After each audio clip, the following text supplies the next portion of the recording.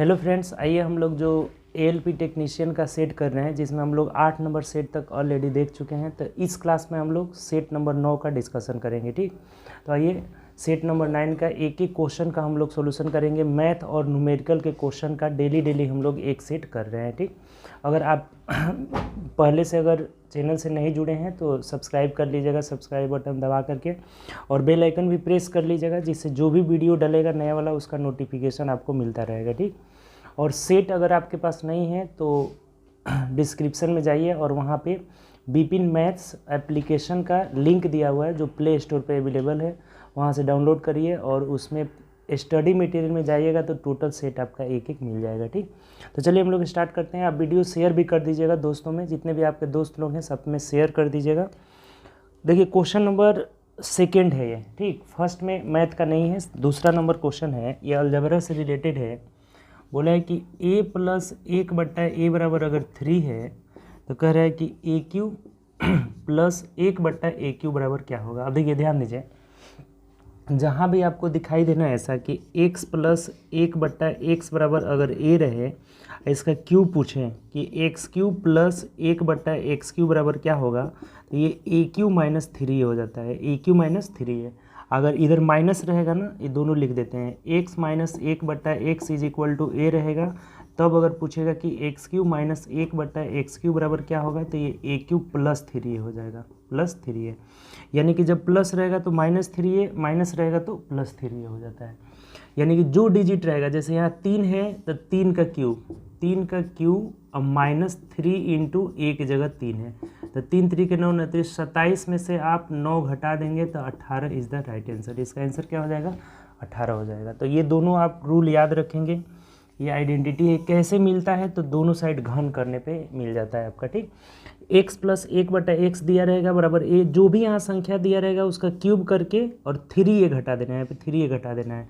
और जब यहाँ माइनस रहेगा तो क्यूब करके 3a जुड़ जाएगा, तो वहीं यहाँ पर क्यूब करके 3a घटा दिए हैं तो कितना आ गया आपका, 18 इज द राइट आंसर। ठीक, चलिए आगे बढ़ते हैं नेक्स्ट क्वेश्चन। देखिए अगला जो मैथ का क्वेश्चन है ना, वो 15 नंबर क्वेश्चन है। कह रहा है कि सबसे बड़ी बहन की आयु क्या होगी यदि 3 वर्ष के अंतराल पर जन्म लेने वाली 5 बहनों की आयु का योग 50 है। अब देखिए 3 वर्ष के अंतराल पर, मतलब इसका हुआ कि एक का x मानेंगे तो अगला x प्लस 3 हो जाएंगी, अगली जो हो जाएंगी x प्लस 6, x प्लस 9 और x प्लस 12। 5 को बहन है, 1 2 3 4 5, पाँचों का योग कितना है, 50 साल है, ये 50 वर्ष है। देखिए कितना सिंपल हो जाएगा, जोड़ दीजिए। तो 1 2 तो सबको जोड़ देना है, पाँचों को क्या करना है, जोड़ देना है, क्योंकि दिया हुआ था योग यहाँ पे। तो 5x बराबर, अब हम क्या करते हैं ना, 50 में से इन सबको जोड़कर घटा देते हैं उधर। तो ये 12 9 21 6 27 और 3 कितना हो गया आपका, 12 9 21 21 6 27 3 30, 30 घटा दीजिए इधर। ठीक, 30 क्या करेंगे, घटा देंगे, 6 3 9 9 18 12 30। तो 5x इज इक्वल टू कितना हो जाएगा, 20 हो जाएगा। तो x का मान 4 आ गया, तो x का मान 4 आ गया। तो सबसे बड़ी बहन का ये पूछ रहा है कि सबसे बड़ी बहन की आयु क्या होगी, सबसे बड़ी बहन की। तो ये बड़ी वाली x प्लस 12, यानी कि 4 प्लस 12 कर लेंगे तो ये 16 साल की हो जाएगी, 16 वर्ष हमारा आंसर होगा, जो कि ऑप्शन से देखते हैं तो ऑप्शन नंबर सी में दिया हुआ है। बात क्लियर, आसान सा क्वेश्चन था। x प्लस 3, 3 साल का गैपिंग है तो 3 जोड़ते जाएंगे। अब सबसे बड़ी वाली का योग दिया था 50, तो यहाँ से x का मान 4 निकाल लिए, तो सबसे बड़ी वाली 12 4 16। अगर पूछता कि सेकेंड मतलब हाईएस्ट जो बड़ी वाली सेकेंड है उसका कितना होगा, तो 9 4 13 हो जाता, एकदम 1 मिनट रुक जाइए, 4 है ना, तो 9 4 13 हो जाता, मतलब x का मान रख लेते हैं इसमें, और कुछ नहीं है। ठीक, चलिए आगे बढ़ते हैं नेक्स्ट क्वेश्चन। देखिए अगला 16 नंबर क्वेश्चन है ना, ये आसान है। कह रहे हैं कि निम्नलिखित में से कौन जो है परिमेय संख्या है। एक दिया है क्यूब रूट 4, एक दिया है क्यूब रूट 2, एक दिया है क्यूब रूट 8 और एक दिया है क्यूब रूट 12। कह रहे कौन परिमेय संख्या है, तो बहुत आसान है जी। परिमेय संख्या मतलब कि जिसे p/q के रूप में लिखे जा सके, p/q के रूप में लिखे और q is not equal to 0, हर कभी भी 0 नहीं होना चाहिए। तब देखिए ये तो इसका घनमूल निकलेगा ही नहीं, ये अपरिमेय संख्या है, ये भी अपरिमेय है, ये आराम से इसका मान 2 आ जाएगा, तो 2/1 यानी p/q के रूप में लिख ले रहे हैं, तो यही आंसर हो जाएगा। यानी कि क्यूब रूट 8 हो जाएगा, इसका भी घनमूल नहीं निकलेगा, तो क्यूब रूट 8 यानी ऑप्शन नंबर सी हो जाएगा आंसर। ठीक, चलिए आगे बढ़ते हैं, आसान क्वेश्चन है। चलिए अगला क्वेश्चन देखते हैं। देखिए 17 नंबर जो क्वेश्चन है ना, ये आपका पीएच मान पूछा हुआ है। कह रहा है कि एक गुणे 10 के पावर -5 मोल प्रति लीटर हाइड्रोजन आयन की सांद्रता वाले 1 बिलियन का पीएच मान क्या होगा। तो देखिए पीएच मान निकालने का एक फॉर्मूला होता है, pH is equal to minus log base 10 हो जाएगा और यहाँ एच आयन हो जाता है, एच प्लस हाइड्रोजन आयन हो जाता है। ठीक, तो यही जो मोल दिया है ना, इसका हाइड्रोजन आयन यहाँ पे रख देंगे और आराम से इसका पीएच मान निकल जाएगा। ठीक, ये फॉर्मूला होता है, फॉर्मूला आप याद रखेंगे।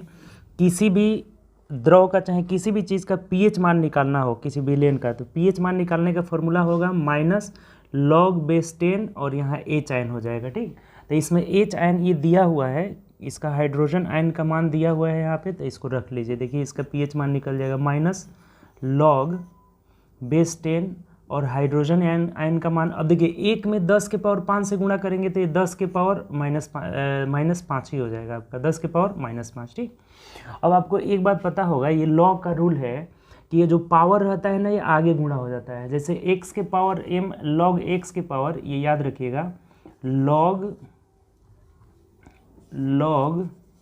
x to the power n हो जाएगा, तो ये n पहले आ जाता है, n log x हो जाएगा और बेस टू 10 हमेशा रहता है, बेस 10, तो ये कभी भी पावर पहले आ जाता है।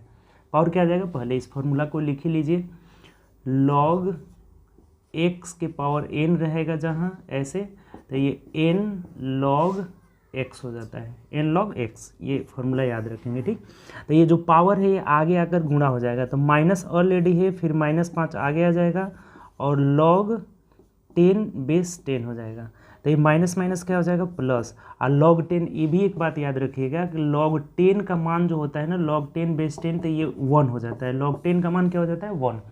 तो ये जो द्रव है ना, इसका जो विलयन है, ये पीएच मान 5 हो जाएगा, तो पीएच मान 5 होगा, यानी ऑप्शन से देख लीजिए, option number B is the right answer. ये पीएच मान निकालने का फॉर्मूला है, इसको याद कर लेंगे।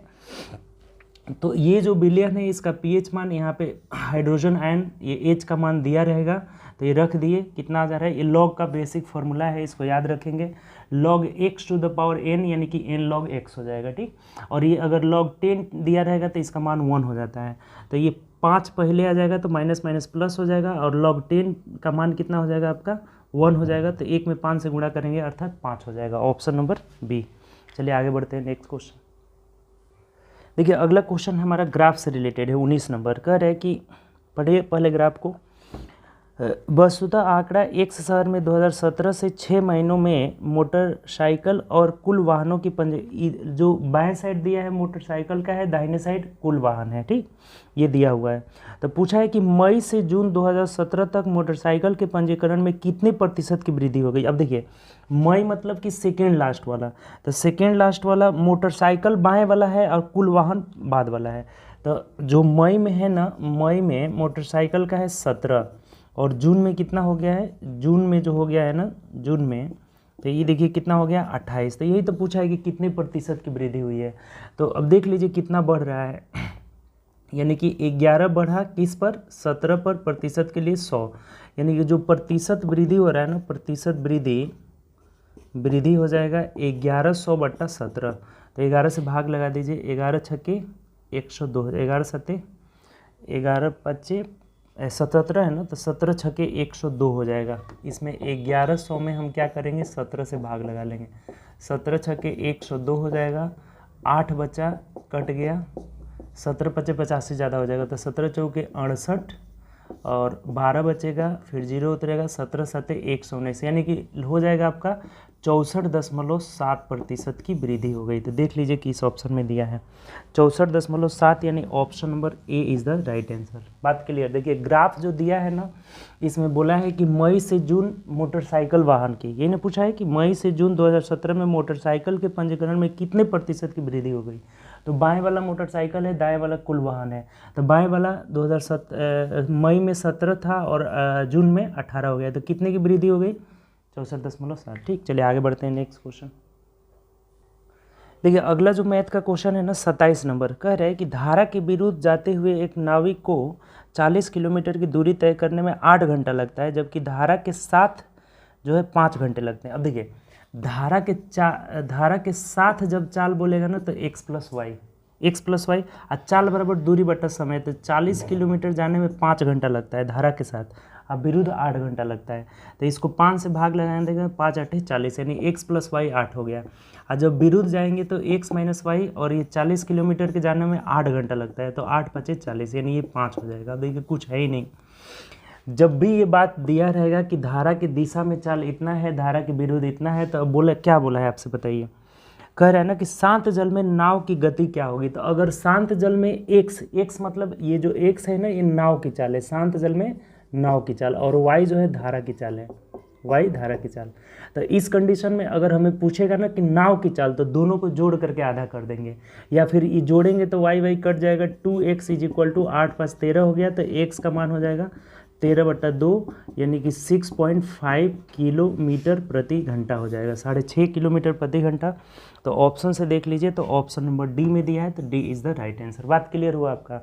ये जो बोला हुआ है कि 40 किलोमीटर जाने में 5 घंटा लगता है धारा के साथ, तो 40/5 कर लिए तो ये 8 किलोमीटर पर आवर आ गया। ये हो जाएगा 40/8, चूँकि धारा के विपरीत दिशा में 8 घंटा लग रहा है, तो ये 5 हो गया। और ये दोनों इक्वेशन को सॉल्व कर लेंगे। अगर धारा का पूछेगा तो घटा देंगे, और नाव का पूछेगा तो जोड़ देंगे। तो आ गया कितना हमारा 6.5। चलिए आगे बढ़ते हैं नेक्स्ट क्वेश्चन। देखिए 28 नंबर क्वेश्चन कह रहा है कि एक त्रिभुज ABC में समकोण है, B पर समकोण है। देखिए एक समकोण त्रिभुज है ABC, ठीक, ये B पर क्या है, समकोण है। फिगर बनाते चलिए, ABC हो गया, ठीक। अब क्या कर रहा है, आगे पढ़िए। कह रहा है कि BC = 15 है, BC = 15 दिया हुआ है, ठीक, 15 सेंटीमीटर, और AB = 8 सेंटीमीटर। ये कितने दिया है, 8 सेंटीमीटर दिया हुआ है, ठीक।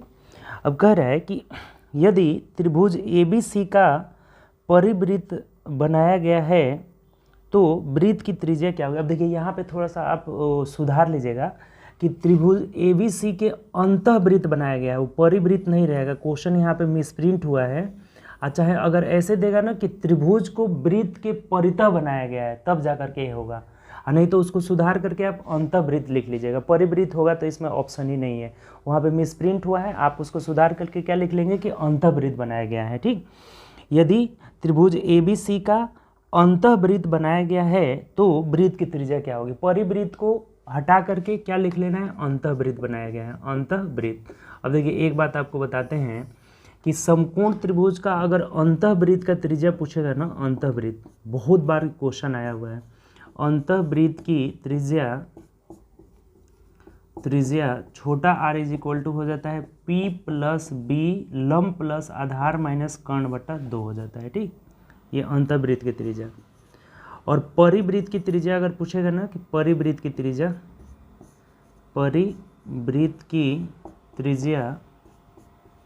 त्रिज्या बड़ा r = कर्ण का आधा हो जाएगा, h/2 हो जाएगा। तो ये दोनों क्वेश्चन इससे बहुत ज़्यादा पूछा हुआ है, ठीक। तो अगर ये 8 है 15 है तो ये 17 हो जाएगा। कर्ण कितना हो जाएगा, 17 हो जाएगा। 8 15 17 का ट्रिपलेट आपको पता है, ठीक। तो अंतःवृत्त की त्रिज्या पूछा हुआ है, अंतःवृत्त की त्रिज्या यानी कि छोटा r = P + B, यानी कि 8 + 15 - 17/2 हो जाएगा। तो 15 8 कितना हो जाएगा, यानी कि 10 हो जाएगा यहाँ पे। 8 और 5 13 हो जाएगा ना। 23 में से 7 घटा, चाहे इसमें से अगर घटाते हैं 15 में से 17 2, यानी कि 6/2, यानी कि 3 सेंटीमीटर हो जाएगा। कितना हो जाएगा, 3 सेंटीमीटर हो जाएगा, ठीक। ये हमारा बच गया कितना 2, यानी 8 में से 2 घटा लिए तो 6, 3 सेंटीमीटर। ऑप्शन से देख लीजिए, ऑप्शन नंबर बी हो जाएगा। ये बात क्लियर हुआ कि नहीं। ये दोनों फॉर्मूला याद रखेंगे, बहुत बार इस पे क्वेश्चन आया हुआ है। अंतःवृत्त कहेगा तो P + B - h/2, परिवृत्त कहेगा तो कर्ण का आधा हो जाएगा, ठीक। तो अंतःवृत्त ये बोला था, परिवृत्त को सुधार लेंगे, अंतःवृत्त रहेगा।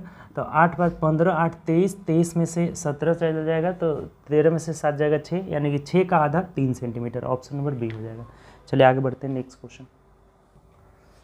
देखिए अगला जो क्वेश्चन है ना 30 नंबर, कह रहा है कि एक रेलगाड़ी स्थिर स्थिति से आरंभ होकर 90 किलोमीटर प्रति घंटे की गति से 5 मिनट में प्राप्त करती है, तो त्वरण समान मानते हुए इसके द्वारा इस दौरान तय की गई जाने वाली दूरी निकालना है। तो देखिए सबसे पहले इसमें दिया क्या है, ये न्यूमेरिकल का क्वेश्चन है। इसमें दिया हुआ है कि आरंभ स्थिति से, यानी कि u = 0 मीटर पर सेकेंड है, ठीक। किलोमीटर पर आवर है, 0 किलोमीटर पर आवर।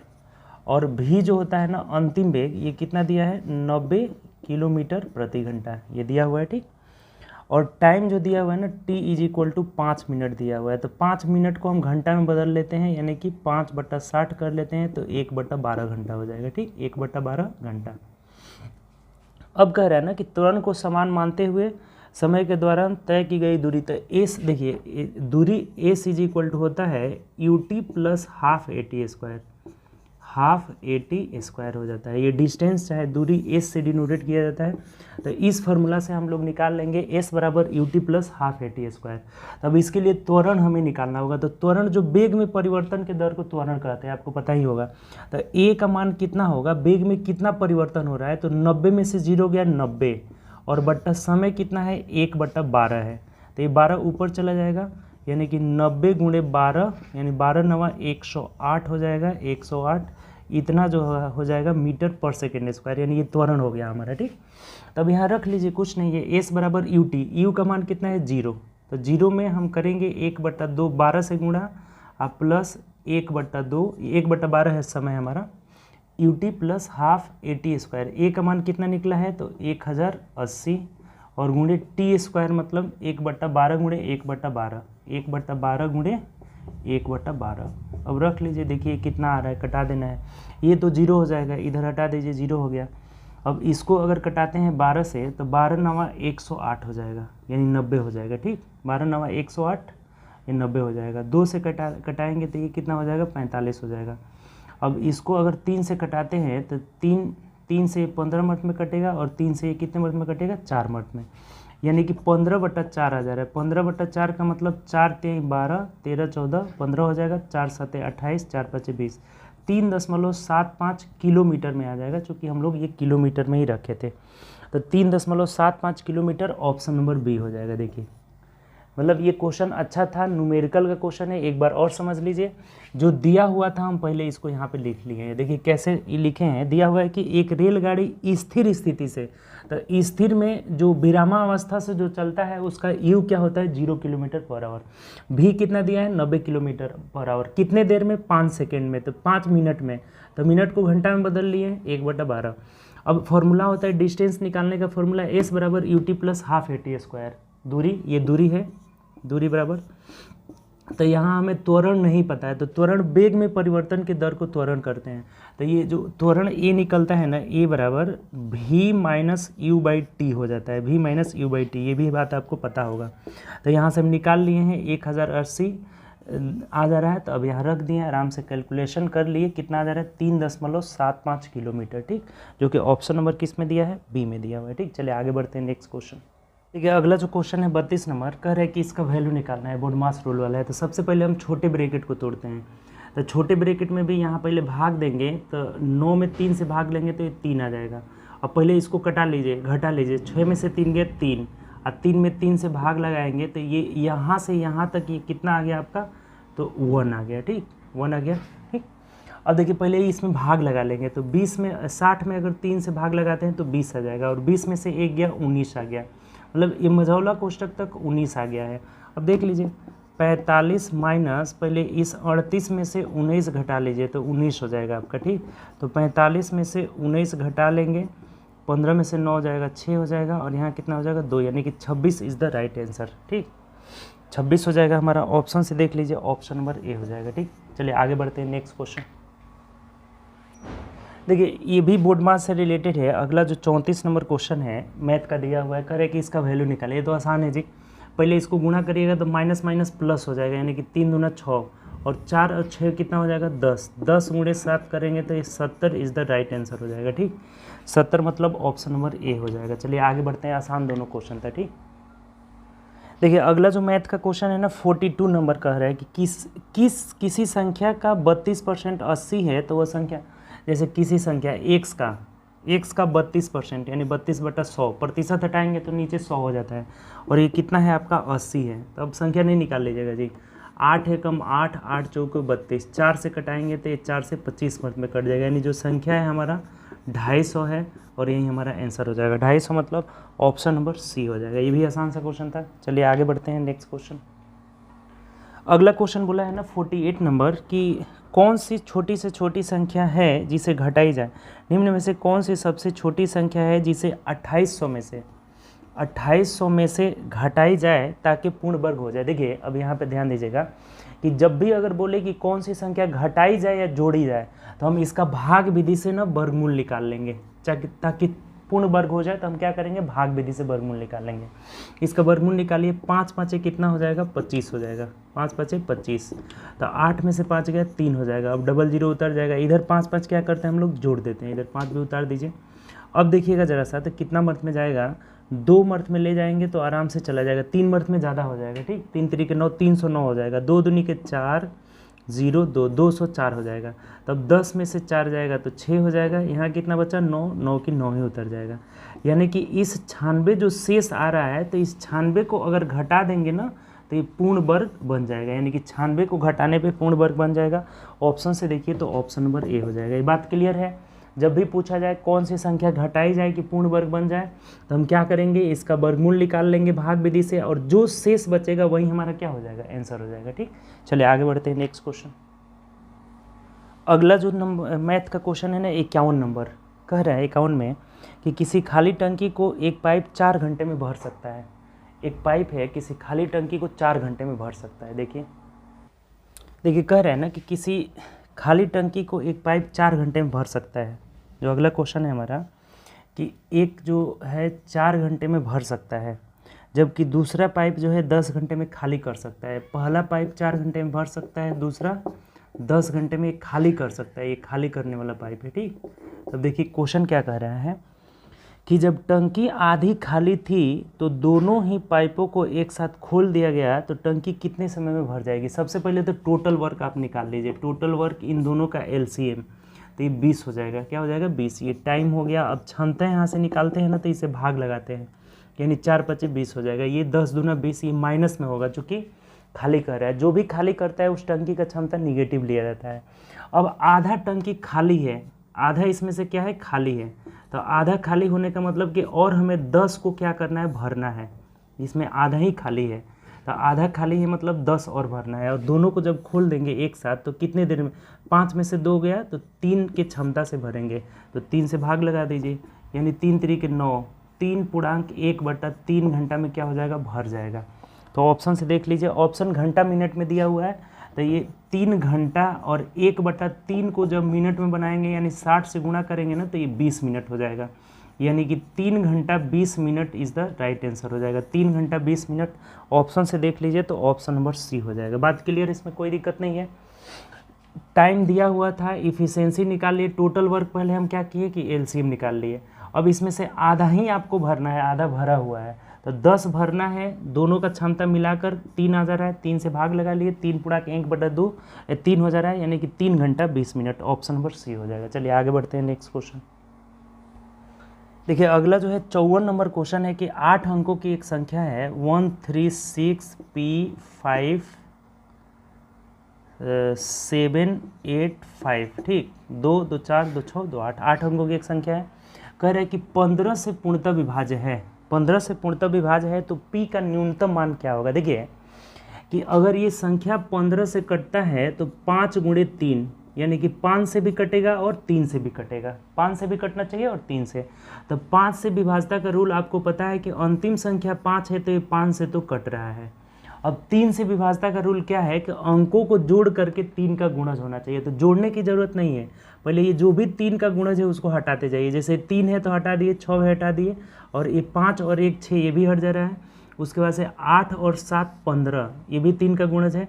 तो अब 5 + P जो होना चाहिए 3 का गुणज होना चाहिए, इसके लिए P का न्यूनतम मान क्या होगा, तो P का न्यूनतम मान 1 हो जाएगा। P का न्यूनतम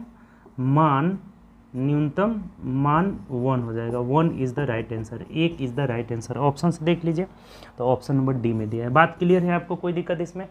5 से ऑलरेडी कट रहा है चूँकि अंतिम अंक क्या है 5 है। अब 3 से विभाज्यता का रूल, जो 3 का गुणज था उसको हटा दिए, तो बचा मेरा कितना P + 5, तो P + 5 3 का गुणज आए, इसके लिए P का मान 1 हो जाएगा। ठीक, चलिए आगे बढ़ते हैं नेक्स्ट क्वेश्चन।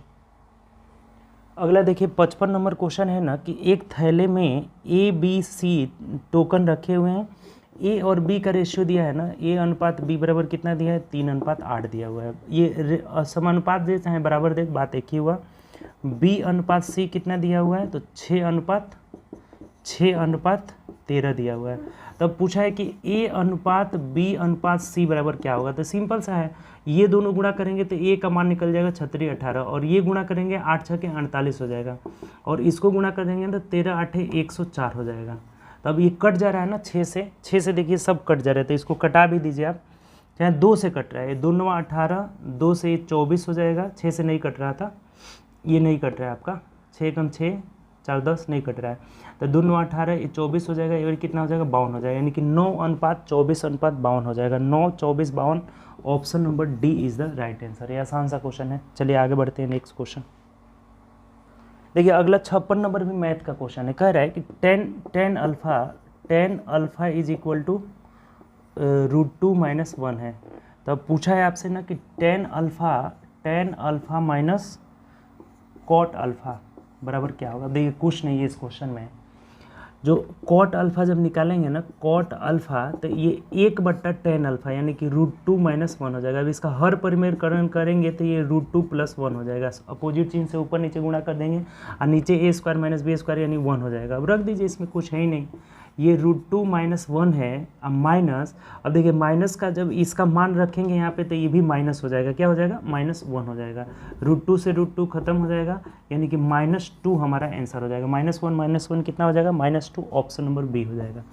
कुछ नहीं था इसमें, tan का मान दिया हुआ था तो cot का मान इसका इन्वर्स कर लिए और दोनों का रख दिए मान, तो √2 कट करके हमारा 2 आंसर आ जा रहा है। ठीक, चलिए आगे बढ़ते हैं नेक्स्ट क्वेश्चन।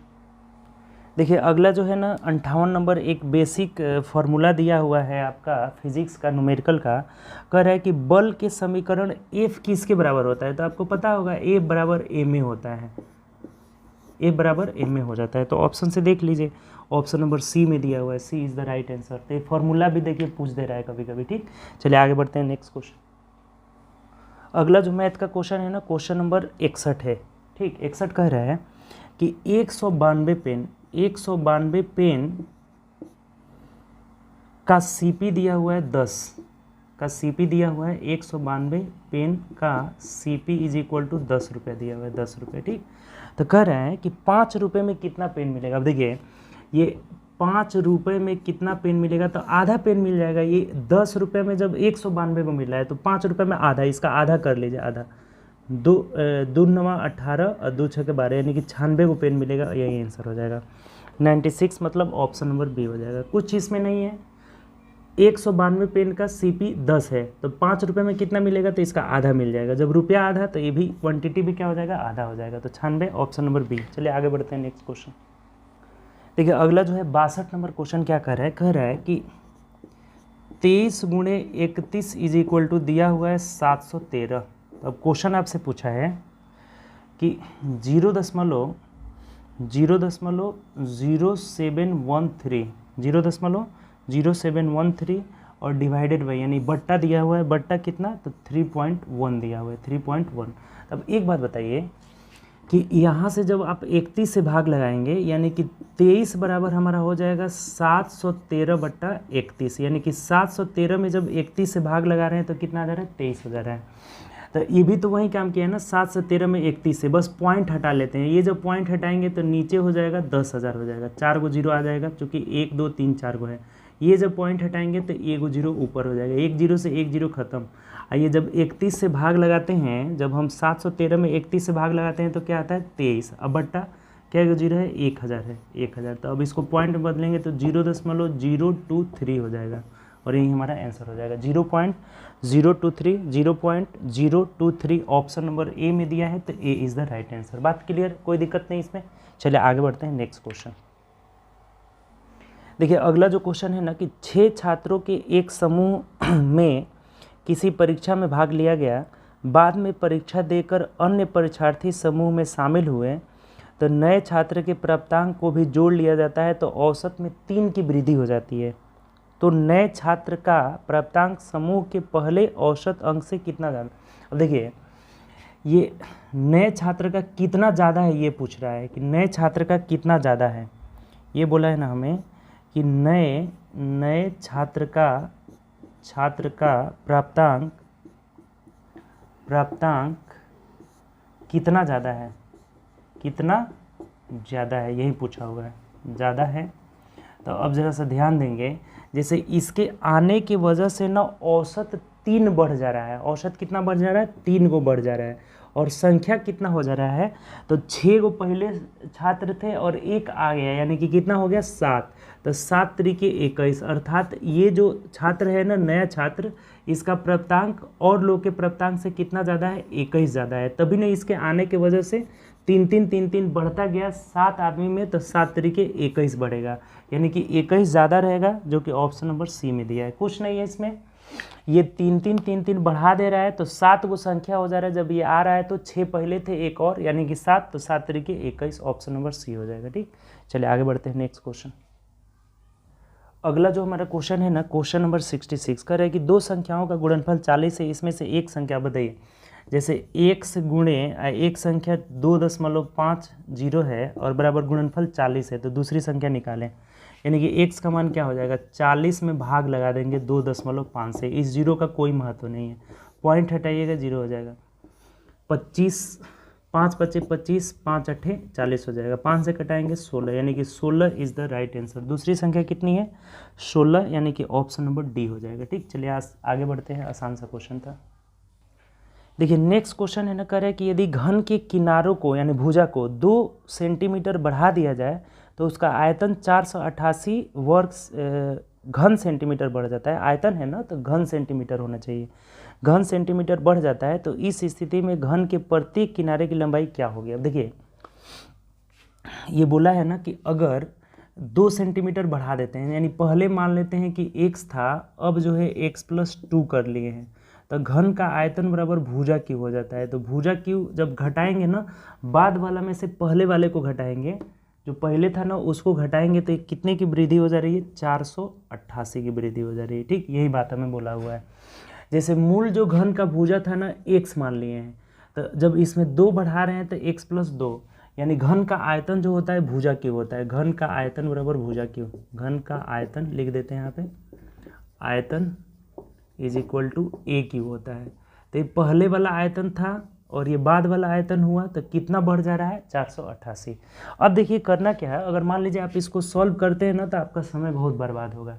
तो आपको अब क्या करना है ना, अप्रोच लगाना है, कौन सा, तो बाय ऑप्शन वाला अप्रोच लगाना है। ऑप्शन से रख के देख लीजिए कब आ रहा है।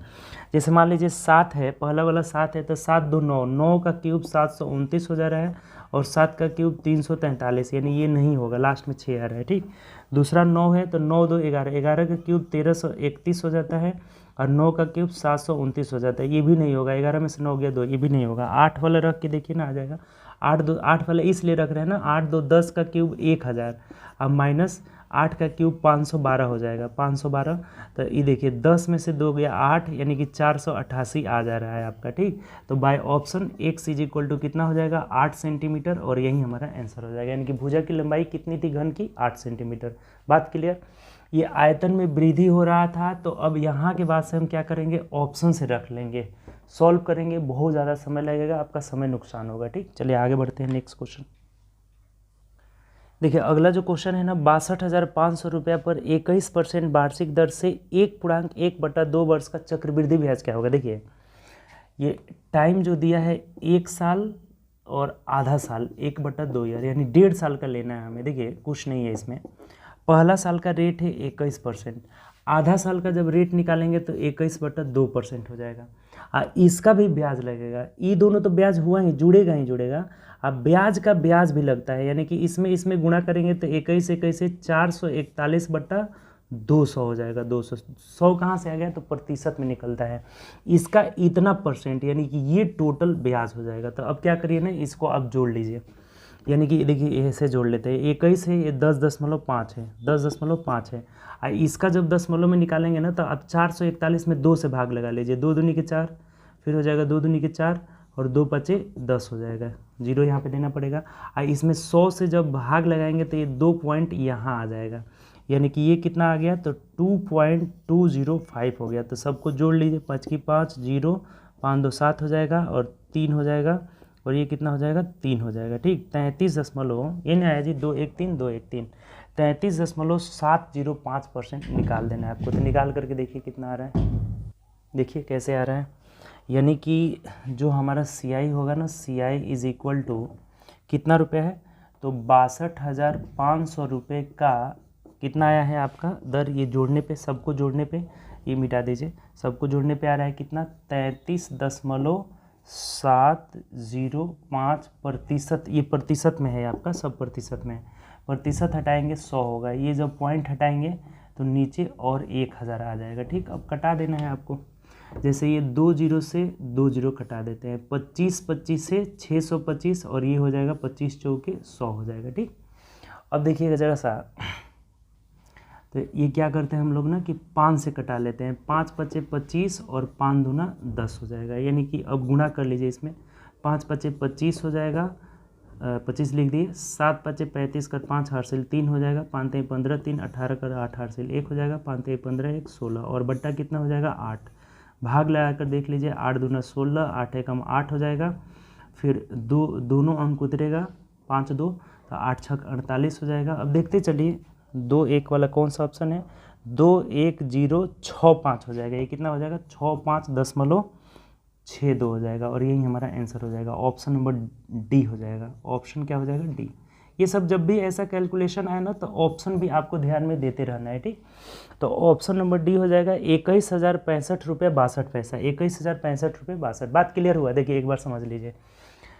रेट ऑफ इंटरेस्ट था रेट 21%, और टाइम जो दिया हुआ था, टाइम 1.1/2 साल दिया हुआ था। पहले तो देखिए, ये पहला साल का जो ब्याज होगा 21% होगा, अगला साल आधा साल में जाएंगे तो 21/2% हो जाएगा, और इसका इतना परसेंट यानी ये आ रहा है। अब तीनों को हम जोड़ लिए हैं तो 33.705 आ रहा है। तो जो हमारा CI होगा 62,500 रुपये के 33.075% हटाएंगे 100 हो जाएगा, पॉइंट हटाएंगे 1000, कैलकुलेशन कर लिए 21,065 रुपये 62 पैसे। अच्छा क्वेश्चन था। चलिए आगे बढ़ते हैं, नेक्स्ट क्वेश्चन। देखिए अगला जो क्वेश्चन है ना हमारा 75 नंबर है। अब अगला जो मैथ का क्वेश्चन है 75 नंबर कह रहा है कि प्रनीत ने अपनी यात्रा दोपहर 2:45 बजे शुरू किया और वह गंतव्य स्थान पर शाम 4:55 पहुंच गया।